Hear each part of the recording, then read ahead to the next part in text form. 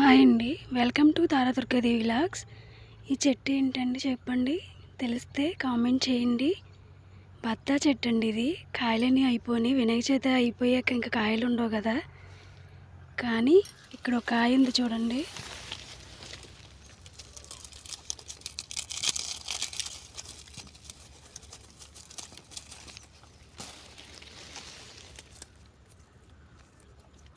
కాయ చూసారా, కానీ టేస్ట్ చాలా బాగుంటుంది. బాగా ముదరకాయ అన్నమాట ఇది. అక్కడ ఇంకో కాయ ఉంది.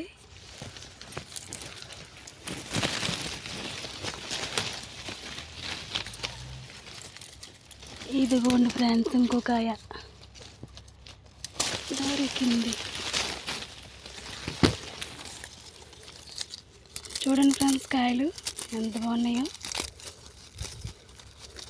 ఇలా మంగొచ్చిన కాయ చాలా టేస్ట్గా ఉంటుంది. ఇది పోయింది కాదు ఫ్రెండ్స్, ఇది మొంగు అనమాట.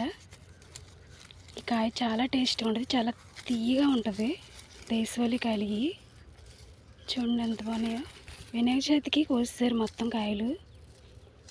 లాస్ట్లో ఈ 2 కాయలు మట్టికి వాళ్ళకి కనపడలేదు అనుకుంటా. సూపర్గా ఉన్నాయి కదా ఫ్రెండ్స్ కాయలు. కాయలు కోసేసాక చెట్టు చాలా బోడిగా అయిపోయింది ఫ్రెండ్స్. చెట్టు నిండా కాసింది కాయలు. ఇది హైబ్రిడ్ మొక్క. దీన్ని 300 కాయలు కాసినాయి అంటే నమ్ముతారా మీరు? అసలు 300 కాయలు కాసింది దీన్ని. చూడండి.